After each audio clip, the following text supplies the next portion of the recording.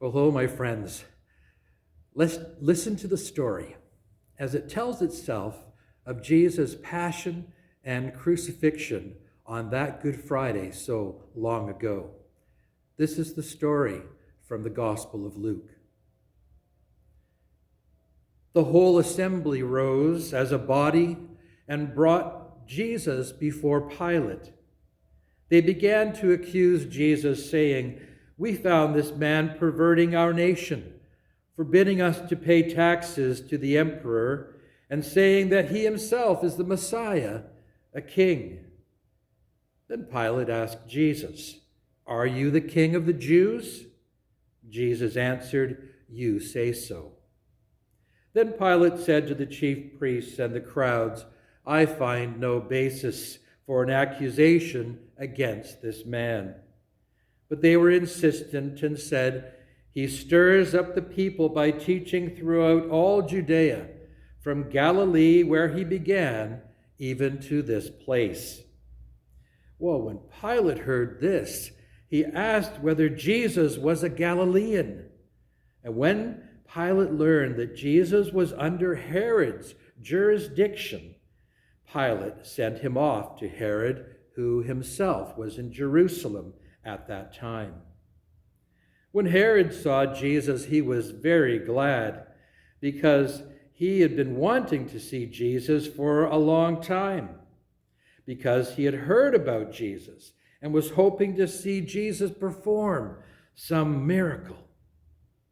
Herod questioned Jesus at some length, but Jesus gave him no answer. The chief priests and the scribes stood by, vehemently accusing Jesus. Even Herod with his soldiers treated Jesus with contempt and mocked him. Then Herod put an elegant robe on Jesus and sent him back to Pilate. That same day, Herod and Pilate became friends with each other. Before this, they had been enemies. Pilate then gathered together the chief priests and the leaders and the people, and he said to them, "You brought me this man as one who is perverting the people. And here I have examined him in your presence and have not found this man guilty of any of the charges you have laid against him. Neither has Herod, for he sent him back to us. Indeed, he has done nothing to deserve death. I will therefore have him flogged and then release him." Well, they all shouted together, "Away with this fellow! Release Barabbas for us instead." Now Barabbas was a man who had been put in prison for an insurrection that had taken place in the city and also for murder. Pilate, wanting to release Jesus, addressed them again, but they kept shouting, "Crucify! Crucify him!" A third time, Pilate said to them, "Why? What evil has he done?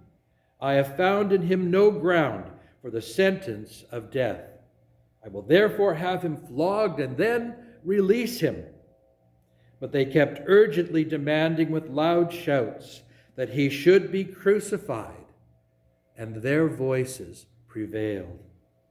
So Pilate gave his verdict that their demand should be granted.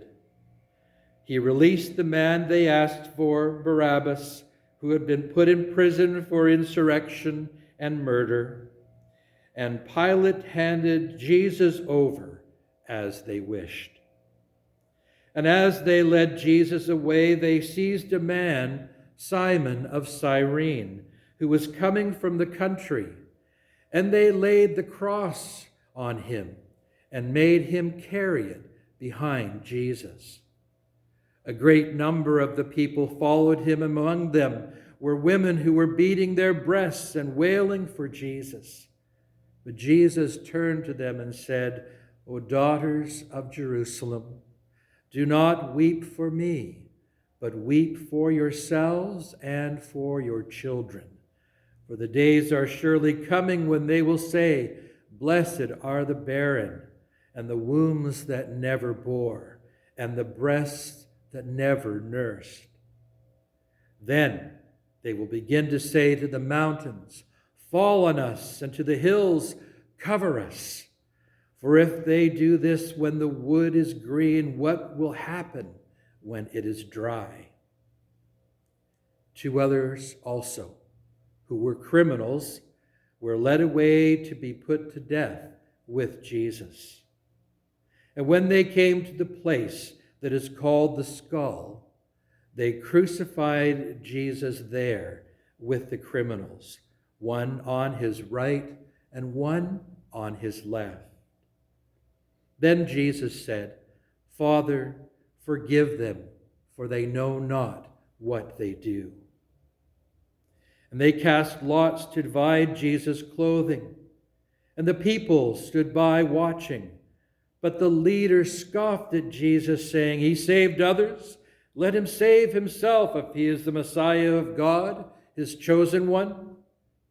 The soldiers also mocked Jesus, coming up and offering him sour wine and saying, "If you are the king of the Jews, save yourself."